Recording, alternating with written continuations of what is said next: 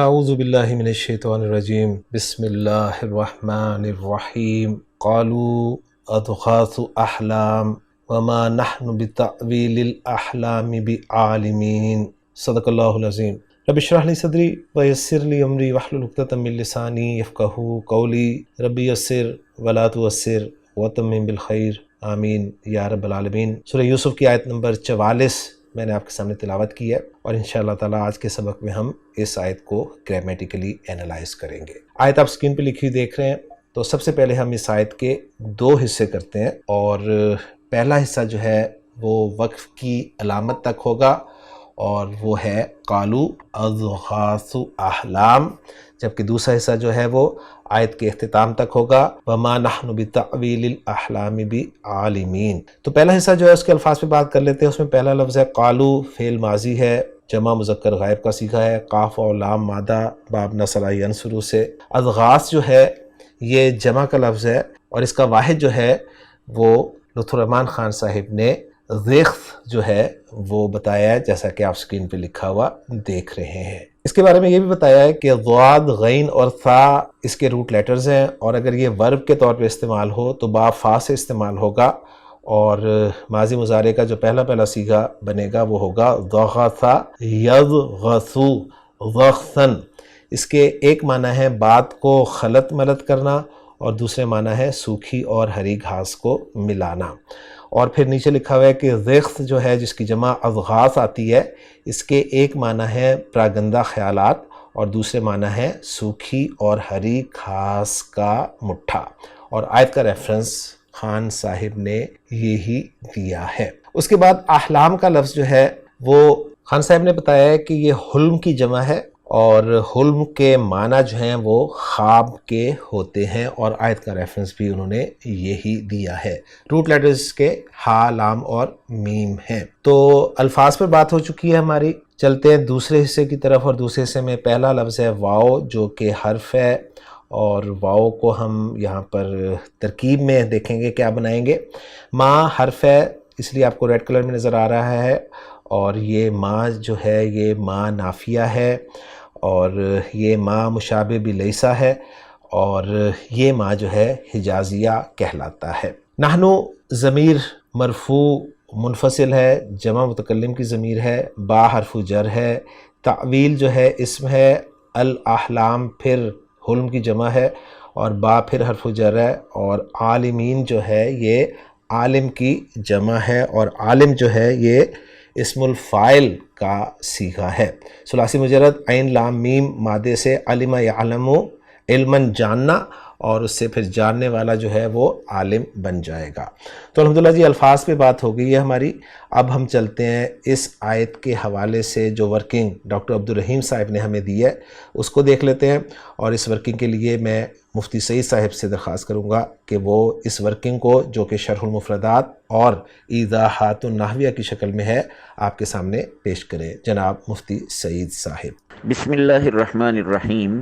سورہ یوسف کی آیت نمبر 44۔ اعوذ باللہ من الشیطان الرجیم، بسم اللہ الرحمن الرحیم۔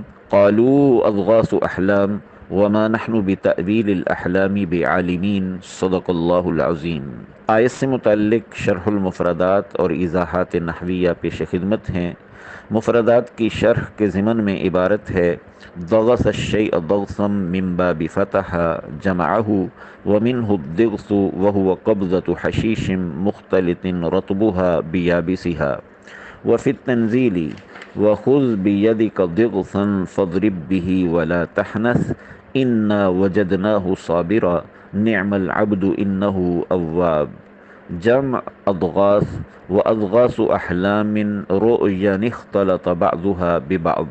ضغث الشيء ضغثا من باب فتح، اس حصے میں 2 باتیں مقصود ہیں۔ نمبر 1 باب کی وضاحت کہ ضغث یضغث باب فتح یفتح سے تعلق رکھتا ہے، اور دوسرے ضغث الشیء منصوب شکل میں ساتھ لا کر بتا دیا کہ یہ فعل متعدی ہے، اور پورا جملہ یوں بنے گا: ضغث فلان الشیء، اور معنی ہوگا جمعہ، کہ فلاں نے فلاں چیز کو جمع کیا۔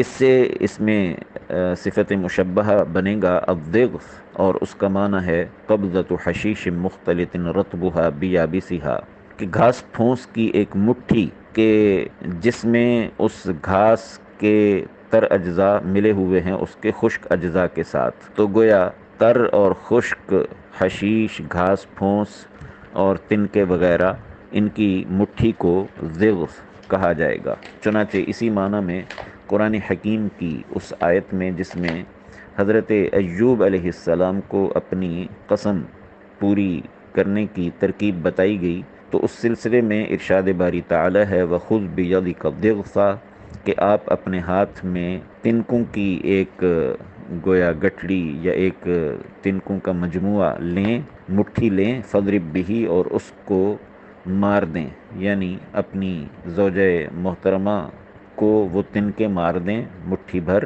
ولا تحنس، اور قسم سے حانس نہ ہو، انا وجدناہ صابرا، یقیناً ہم نے حضرت ایوب علیہ السلام کو صبر کرنے والا پایا، نعم العبد، کیا ہی خوب وہ بندے ہیں، انہ اواب، یقیناً وہ بہت رجوع کرنے والے ہیں۔ تو اس میں وخذ بیدک ضغثا میں ضغث تنکوں کی ایک مٹھی کے معنی میں استعمال ہوا ہے۔ آگے ضغث کی جمع بتائی جا رہی ہے اضغاث، اور جب کہا جائے گا اضغاث و احلام جیسا کہ آیت گرامی میں ہے، تو معنی کیا ہوگا؟ معنی بتایا جا رہا ہے رؤیا اختلط بعضها ببعض، کہ ایسا خواب کہ جس خواب کے بعض اجزاء کے ساتھ گل مل گئے ہوں، یعنی ایک ایسا خواب کہ جس کی تعبیر کے حوالے سے کوئی نمایاں چیز سامنے نہ آ رہی ہو۔ آگے عبارت ہے شرح المفردات کے ضمن میں الحلم والحلم ما یراہ النائم جمع احلام، حلم یحلم حلما وحلما، رأى في منامه رؤيا تقول حلمت بكذا وحلمته أيضا، قال الشاعر فحلمتها وبنو رفيدة دونها لا يبعدن خيالها المحلوم۔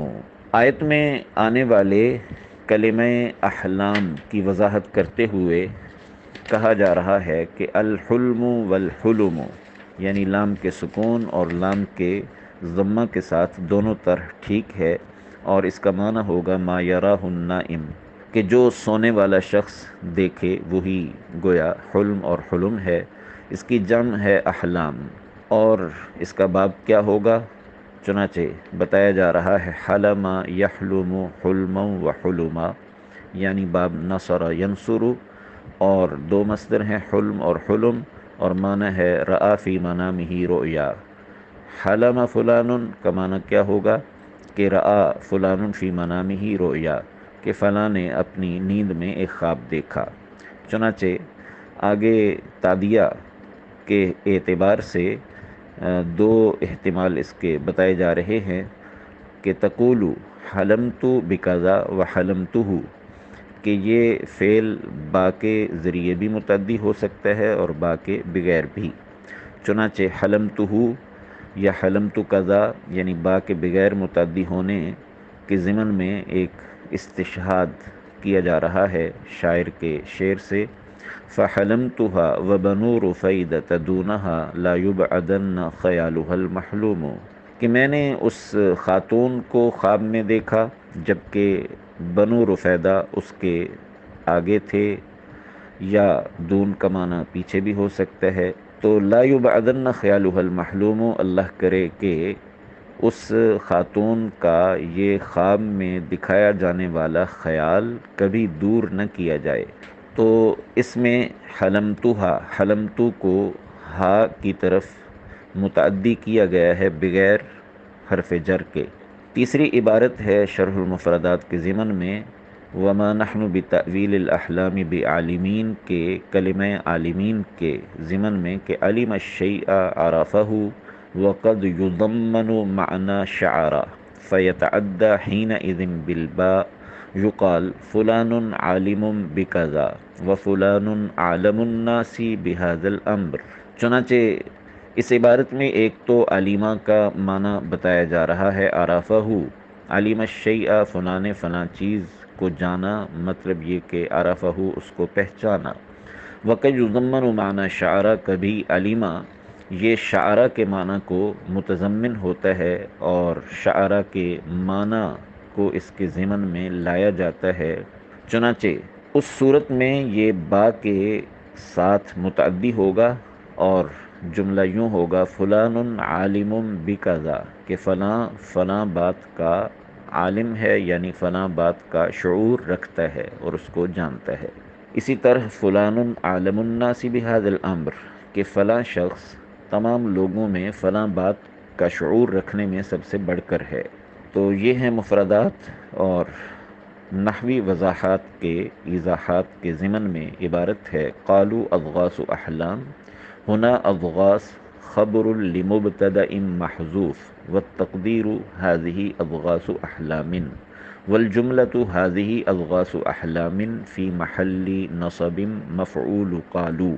اضغاث احلام کے بارے میں کہا جا رہا ہے کہ یہاں کلمہ اضغاث مبتدأ محذوف کی خبر ہے اور تقدیر عبارت ہے هذه اضغاث احلام، هذه مبتدا اور اضغاث احلام یہ مرکب اضافی اس کی خبر، اور خود اضغاث احلام اور اپنے مبتدا هذه کے ساتھ مل کر هذه اضغاث احلام یہ ترکیب میں کیا بنے گا، تو بتایا جا رہا ہے فی محل نصب، یہ جملہ محل نصب میں ہے، اور محل نصب میں اس لیے ہے کہ اس سے پہلے جو قالو ہے یہ اس کا مفعول اور مقول ہے۔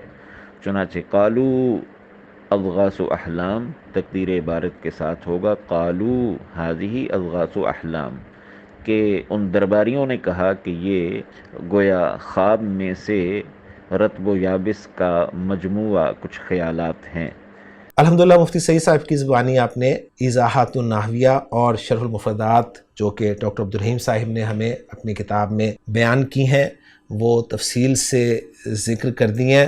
اب ہم چلتے ہیں اس آیت کے اعراب کی طرف۔ اس آیت میں جو ہم نے پہلا جملہ بنایا ہے اس جملے کا اعراب کچھ یوں ہوگا کہ قالو فعل با فاعل ہوگا، اور قالا کے حوالے سے وہی چند باتیں آپ نے یاد رکھنی ہیں کہ اس کا فاعل کون ہے اور اس کا مفعول یعنی مقول القول کیا ہے۔ تو قالو کا جو ہے وہ واو ہے، ضمیر مرفوع متصل، اور فاعل ذکر ہے، جبکہ مفعول جو ہے جو مقول القول بنے گا وہ ہوگا اضغاث احلام۔ اضغاث احلام جو ہے یہ مضاف مضاف الیہ کا مجموعہ ہے، جس میں اضغاث جو ہے وہ مضاف ہے اور احلام مضاف الیہ ہے، اور اضغاث جو ہے یہ مرفوع فارم میں ہے، لہٰذا یہ ہمیں مرفوع فارم میں ایک چیز نظر آ رہی ہے، اور ہم جانتے ہیں کہ جو مقول القول ہوتا ہے وہ زیادہ تر جملہ ہوتا ہے، تو یہ جملہ نہیں ہے، تو اس کو ہم نے جملے کی شکل دینی ہے۔